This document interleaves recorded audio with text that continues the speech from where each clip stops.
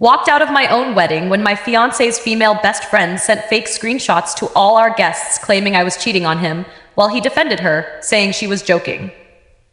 My name is Nancy, 28F. My now ex-fiancé, Jacob, 29M, and I were together for 7 years. We were supposed to get married yesterday. Jacob's childhood best friend, Chloe, 29F, has always been a significant presence in his life. In our relationship, her presence was a recurring point of minor friction. Jacob consistently described her behavior as, "That's just Chloe," and I often felt my concerns were downplayed or dismissed. Our relationship, aside from the issues stemming from Chloe's involvement, had been stable, and we had spent over a year planning our wedding. Over the years, there were numerous instances involving Chloe that I found unsettling. These were not isolated incidents, but formed a pattern that, in retrospect, was alarming. For example, about 2 years ago, I was preparing for a crucial work presentation. Jacob was meant to help me review my slides the night before.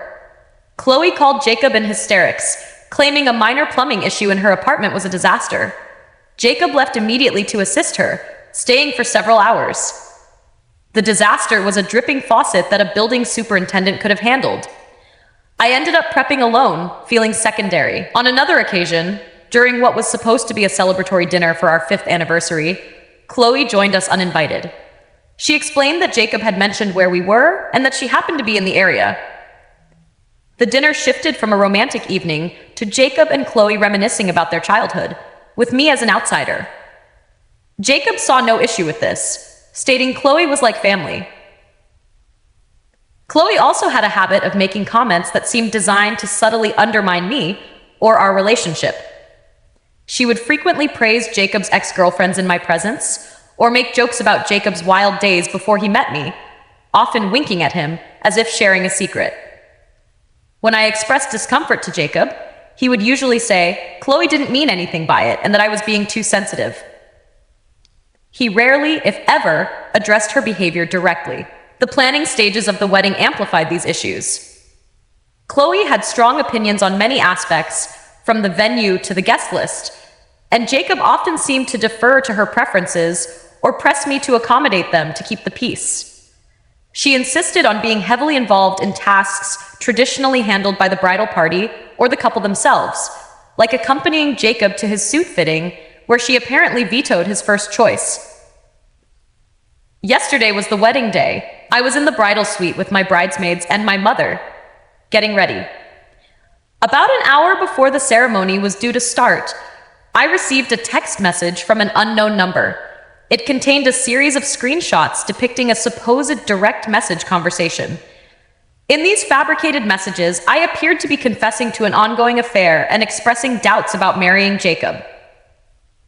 The accompanying text from the unknown number read, "Thought you should see what she's really like." This is being talked about among the guests. My maid of honor, Anne, saw my distress, and I showed her the message. She was horrified.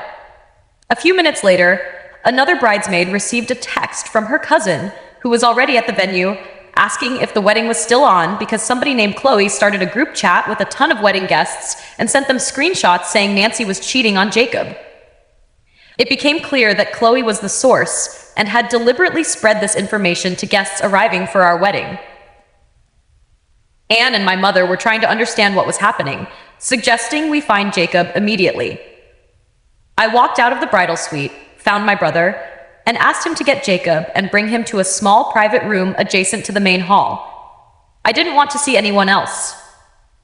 When Jacob arrived, he looked flustered, probably from being pulled away from greeting guests. I showed him the screenshots on my phone and explained what Chloe had done, that she had sent this to the guests. His initial reaction was a nervous laugh. He said, "Come on, Nancy. You know Chloe. She has a weird sense of humor. It's probably just some stupid elaborate prank. She wouldn't really try to stop the wedding." I stared at him, waiting for more. I asked him if he thought this was a joke. I asked him what he was going to do about it. About Chloe, about the guests who now thought I was unfaithful. He ran a hand through his hair and said, "Look, we're minutes away from the ceremony. Let's not make a scene. We can talk about it later. It's just Chloe being Chloe. Don't let her ruin our day. Just ignore it for now. He made no move to confront Chloe, to address the guests, or to even acknowledge the severity of her actions. His priority seemed to be avoiding embarrassment and proceeding with the ceremony as if nothing was wrong. The calmness with which he dismissed something so vile, his immediate shielding of Chloe, and his complete disregard for my public humiliation and emotional state in that moment was a final clarifying event. I told him that if he believed this was something that could be ignored, or that Chloe's actions were just a joke, then I couldn't marry him. I stated that his refusal to stand up for me, for us, against such a malicious act spoke volumes. He started to argue, to plead, saying I was overreacting, that we were about to get married.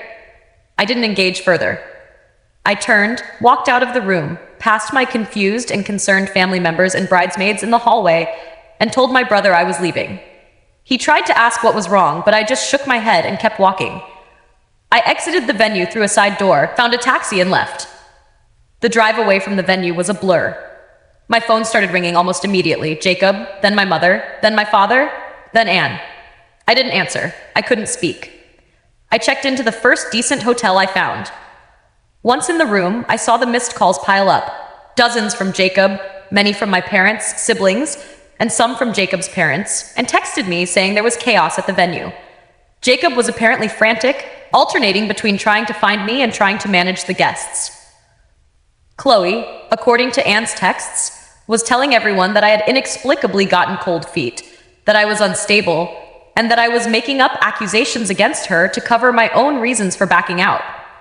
My parents were trying to get answers from Jacob, who was reportedly overwhelmed. It has been approximately 10 hours since I left the venue. I've spoken briefly to my parents, only to assure them I am physically safe, but not ready to talk in detail. The barrage of calls from Jacob has not stopped. His messages alternate between bewildered, "Where are you? What happened?" accusatory, "How could you do this to us?" to me, and pleading, "Please come back. We can fix this." I am currently in a hotel room trying to process the implosion of what was supposed to be my wedding day. Jacob is continuously trying to contact me. My family is in shock and waiting for a full explanation. I have received messages from friends who were guests, some confused, some already taking sides based on Chloe's narrative. Chloe is actively painting me as the villain who ruined the wedding out of nowhere.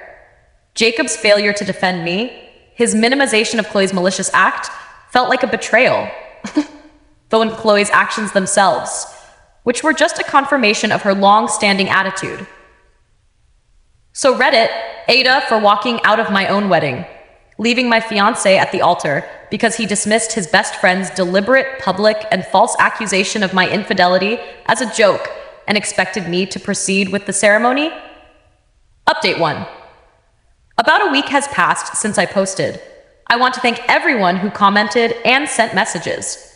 Reading through the responses provided a sense of clarity during a very chaotic time.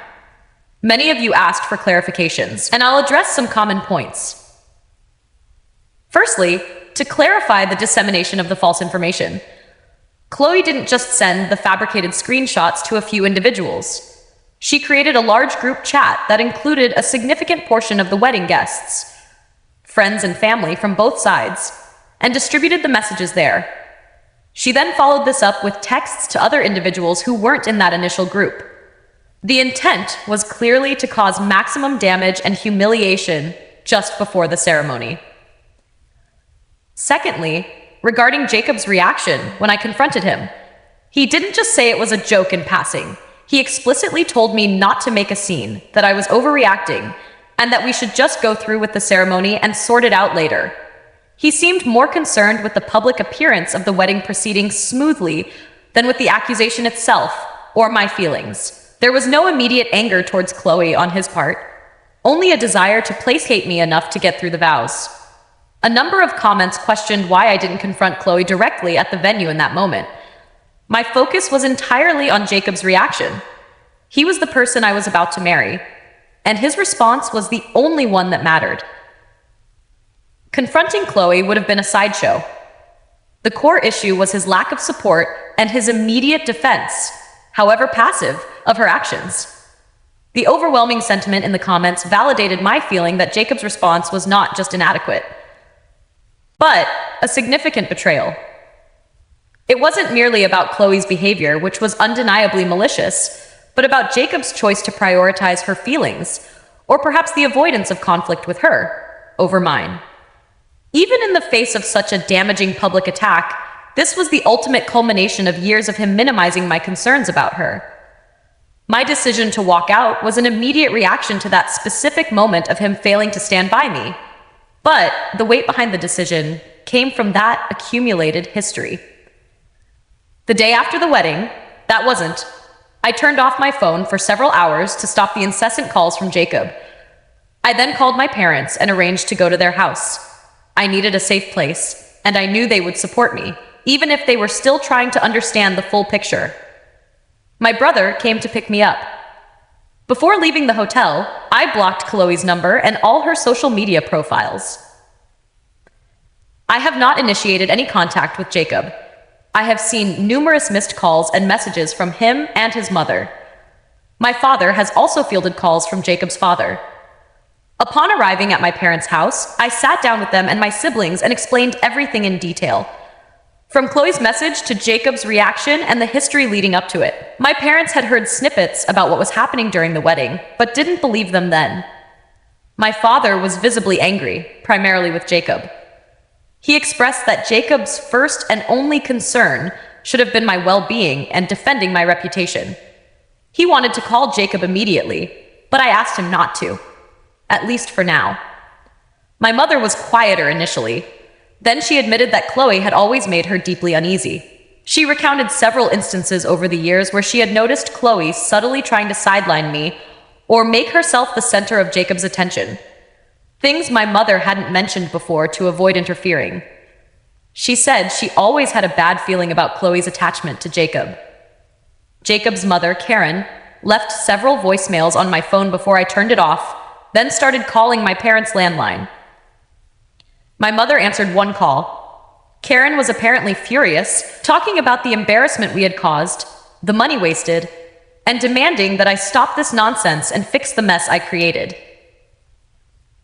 My mother told her firmly that I was the one who had been wronged and that she would not discuss it further with her at that time. Later that evening, my mobile phone, which I had briefly turned back on to check for any critical messages from work or non-wedding related contacts, rang. It was Jacob. I hesitated, then answered, putting it on speakerphone with my father present in the room. Jacob sounded frantic and desperate.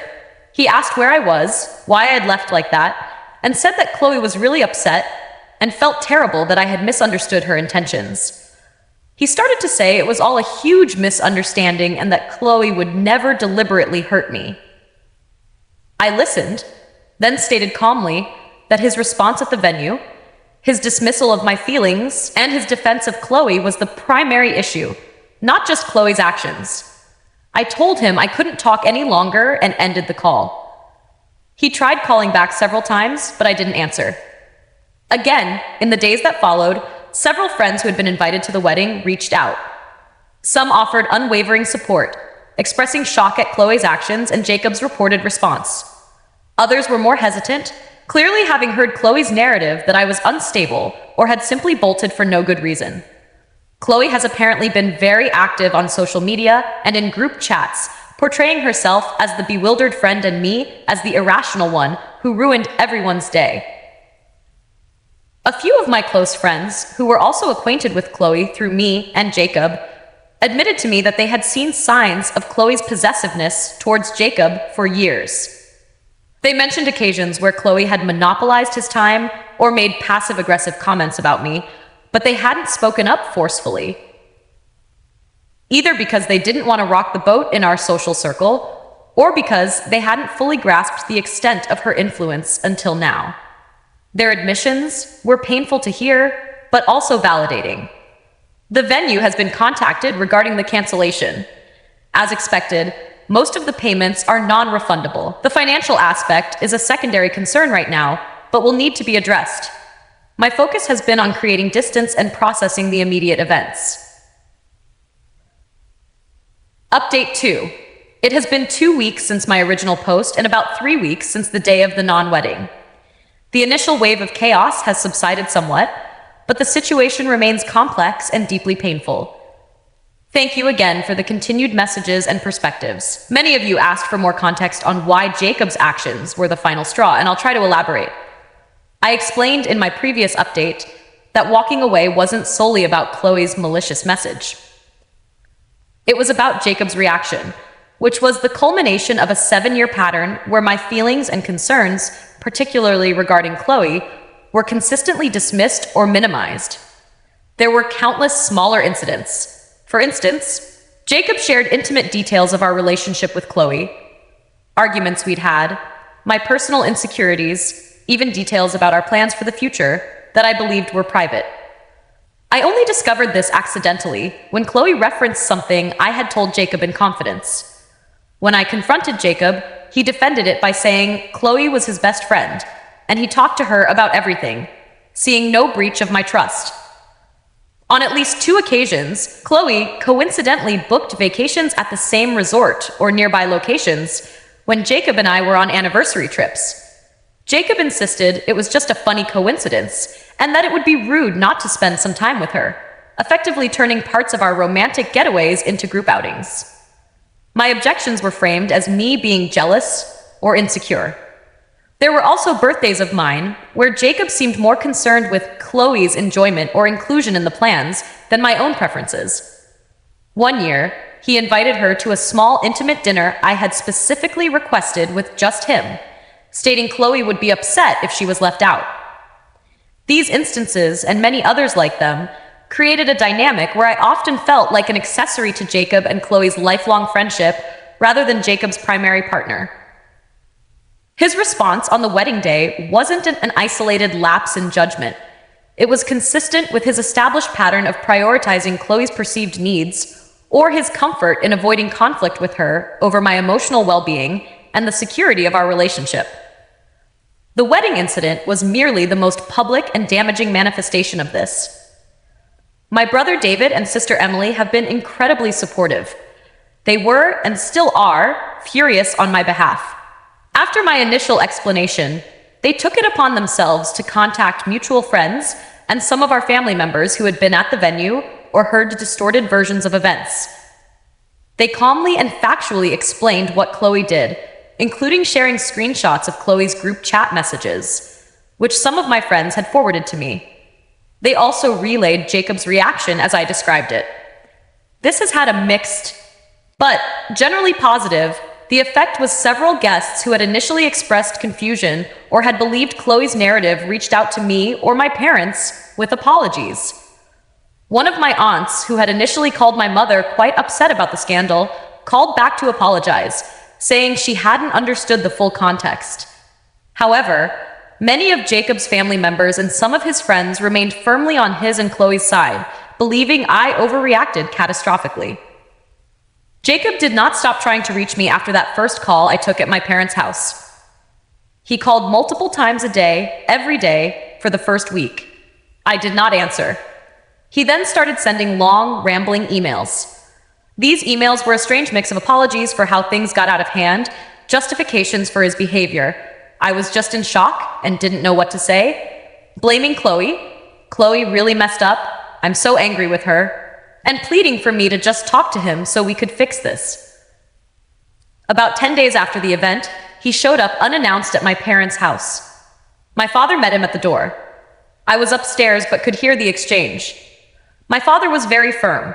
He told Jacob that I did not want to see him, that he had deeply hurt me, and that he needed to leave and respect my request for space. Jacob apparently tried to argue, to plead, to speak with me directly, but my father did not relent. Jacob eventually left, but not before reiterating that he just wanted to make things right. He also tried to get my siblings to mediate or convince me to speak with him, but they both refused and told him to respect my wishes. The financial consequences are substantial. The wedding, in total, was budgeted for around $40,000, with contributions from both our families and our personal savings. As anticipated, most vendor contracts had clauses about cancellations, especially so close to the date, meaning the majority of the money paid is non-refundable. My parents had contributed a significant sum, as had I. Jacob's parents had also paid for several aspects. My parents have been very understanding and have offered to absorb the losses from their contribution and help me cover some of what I personally lost. I have made the decision that I will not be seeking any reimbursement from Jacob or his family for my portion of the expenses or for the deposits I paid from my own funds.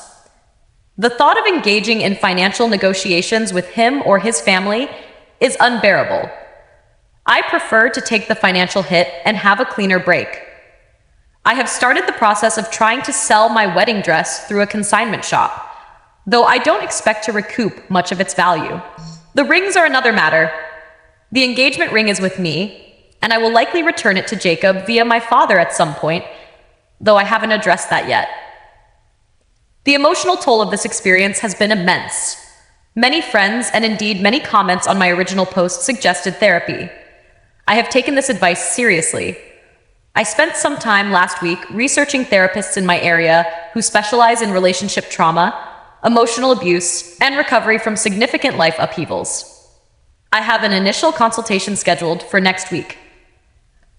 I recognize that processing this betrayal and the years leading up to it will be a long journey.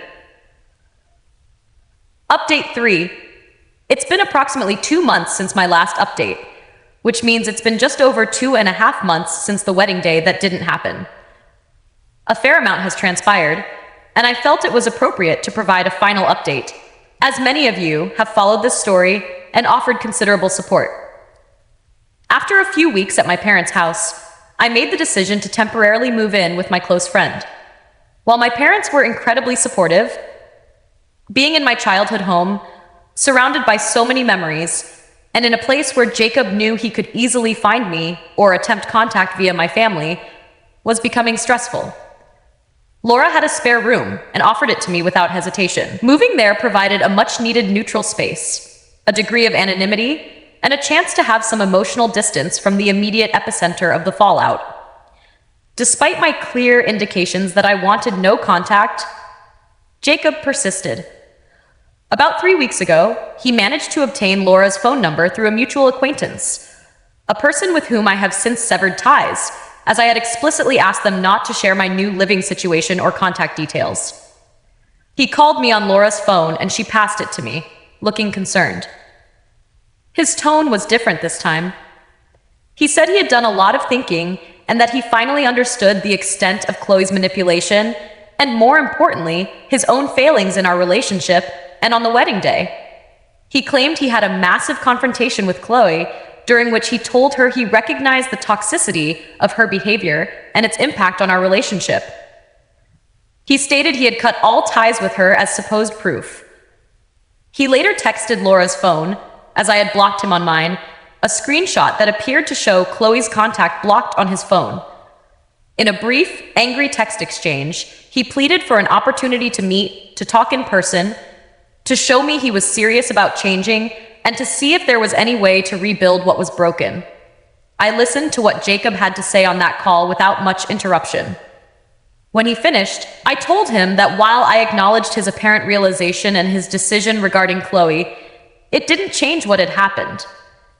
I explained that Chloe being out of the picture, even if true and permanent, didn't erase his actions, his words, or the cumulative effect of the preceding 7 years where he consistently chose to ignore my feelings regarding her and other matters.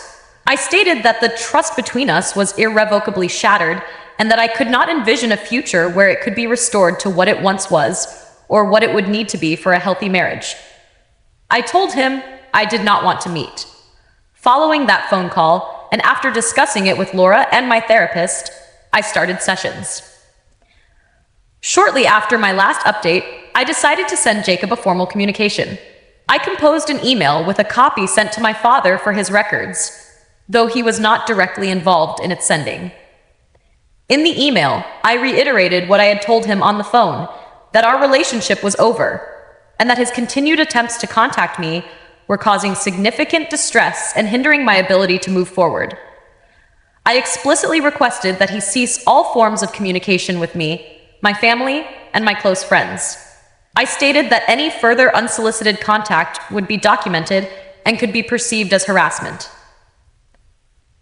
A few days after I sent the email, Jacob's aunt, his mother's sister, called my mother. She apparently tried to plead Jacob's case, saying he was heartbroken, remorseful, and that I should find it in my heart to forgive him, especially now that he had gotten rid of Chloe. My mother listened politely for a short while and then told her that this was a matter for me and Jacob to handle, or not handle as the case may be, and that my decision was made.